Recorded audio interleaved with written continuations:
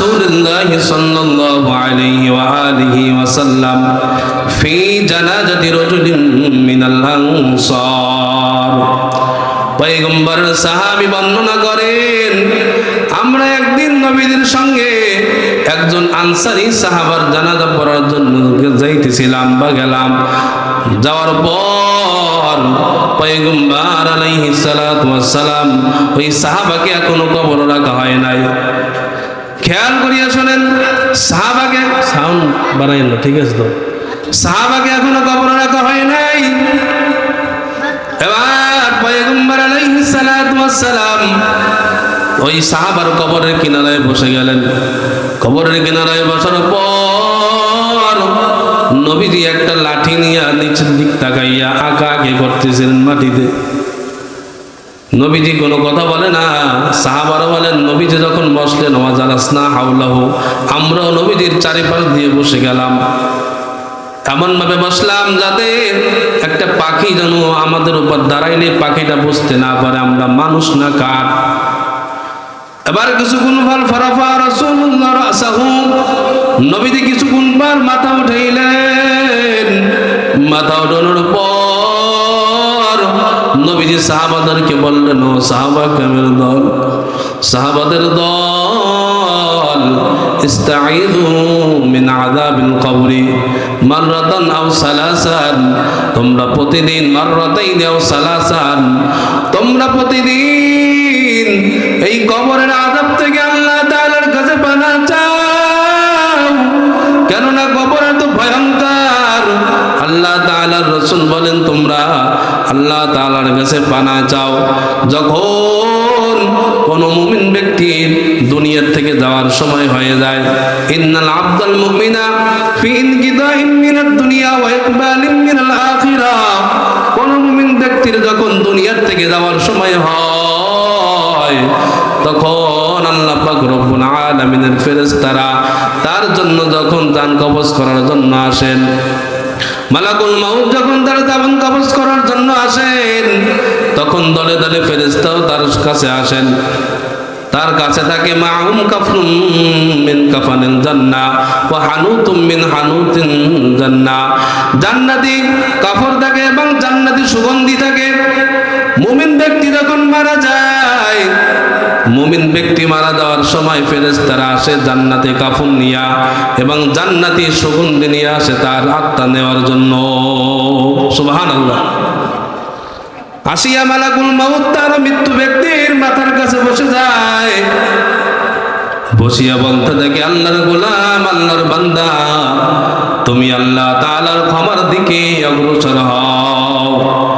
এইভাবে বলিয়া ফেরেশতারা তার দুই পাশ দিয়ে তার চারিদিক দিয়ে কাতার দিয়ে বসে যায় যতদূর তার চোখের সীমানা যায়। এবার তাকে সুন্দর সুন্দর বাণী শোনায় ফেরেশতারা তার কাছে বসিয়া, ইন্নাল্লাযীনা ক্বালু রাব্বুনাল্লাহ সুম্মা ইসতাকামু তাতানাজ্জালু আলাইহিমুল মালাঈকাতু আল্লা তাখাফু ওয়া লা তাহজানু ওয়া আবশিরু বিল জান্নাহ ওয়া আবশিরু বিল জান্নাতিল্লাতী কুনতুম তুআদুন। আল্লাহ পাক বলেন, নিশ্চয় যে ব্যক্তি বলবে আমি রব একমাত্র আল্লাহ, আমার রব একমাত্র আল্লাহ, এবং তার উপর ইস্তেকামত থাকবে, অটল থাকবে, তার কোনো ভয় নাই, তার কোনো চিন্তা নাই, মরণের সময় শত শত ফেরেশতা তার উপর তার কাছে আসবে, আসিয়া বলবে, আল্লাহর গোলাম, তোমার কোনো ভয় নাই, তোমার কোনো চিন্তা নাই, তুমি জান্নাতের সুসংবাদ গ্রহণ করো, যেই সুসংবাদ, যেই সুসংবাদ আল্লাহ তাআলা তোমাকে দিয়েছেন। এইভাবে সুন্দর সুন্দর বাণী শোনায়। আস্তে করিয়া ফেরেশতা তার জানটা কবজ করে। কিভাবে কবজ করে বলেন, তাসিলু কামা তাসিলু, একটা পাত্র থেকে আর একটা পাত্র যখন রকম এইভাবে উপর করলে যেরকম সুন্দর করে আস্তে করিয়া পানি পড়ে যায়, ওইভাবে মুমিন ব্যক্তির জানটা আস্তে আস্তে আসানের সাথে বের হয়। সুবহানাল্লাহ। মালাকুল মাউত জান কবজ করার পর জান্নাত থেকে সুগন্ধি নিয়ে আসছিল, জান্নাতের কাপড় নিয়ে আসছিল, তার হাত থেকে নিয়ে তারা জান্নাতি কাপড়ে তারা জানটা বেচায় এবং সুগন্ধি লাগায়। সুবহানাল্লাহ। এবার ফেরেশতারা জানটাকে লইয়া উপরের দিকে চলে যায়, প্রথম আসমানে, দ্বিতীয় আসমানে, এইভাবে সপ্তম আসমান পেরে পার হয়। আল্লাহ পাক রব্বুল আলামিন বলেন, আমার বান্দা উক্তুবু কিতাবা ফি আবদি ইল্লিন, আমার বান্দার জানটা তার আমলনামাটাকে ইল্লিয়িনে লিপিবদ্ধ করে দাও। সুবহানাল্লাহ। এবার প্রত্যেকটা মানুষকে যখন মৃত্যু ব্যক্তি যখন প্রত্যেকটা মানুষ যখন মারা যায় তখন তাকে যখন দুনিয়ার মানুষ গোসল করিয়া জানাজা পড়াইয়া যখন তাকে শেষ বিদায় দিয়া কবরের কাছে নিয়ে যায়, তখন প্রত্যেকটা মানুষকে যখন আমরা কবরে দাফন করার জন্য নামি 3 জন অথবা 4 জন, যখন আমরা তাকে নিয়ে যাই, এবার ওই ব্যক্তি মনে করে এবার সবাই আমার সঙ্গে তারা যায়, আমার সঙ্গে তারা যাইতেছে, কিন্তু যখন এবার 3 জন কবরে নামে মনে করে মৃত্যু ব্যক্তি 3 জন হয়তো আমার সঙ্গে যাবে।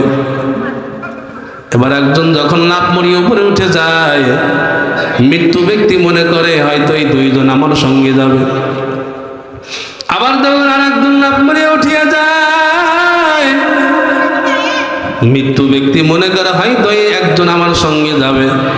এবার যখন ওই জন লাভ মরিয়ে উঠিয়া যায়, তখন ওই মৃত্যু ব্যক্তি চিৎকার করে বলতে থাকে, তোমরা কই যাও? আমাকে একা রাখিয়ে তোমরা কোথায় যাও? এই অন্ধকার কবর, সাথী নাই বাতি নাই, আমি একা একা কেমনে থাকবো রে? তোমরা আমাকে একা রাখিয়ে যাইও না, একা রাখিয়ে যাইও না। কিন্তু দুনিয়া, তার চিৎকার দুনিয়ার কেউ শুনতে পায় না।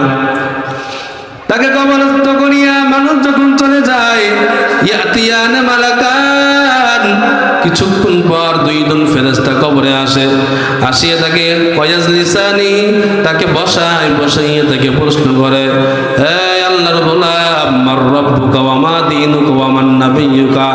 আরেক বর্ণনায় আসছে নবীজির চেহারা দেখাইয়া বলেন, মান হাদার রাজুল আল্লাযী বুইসা ফীকুম।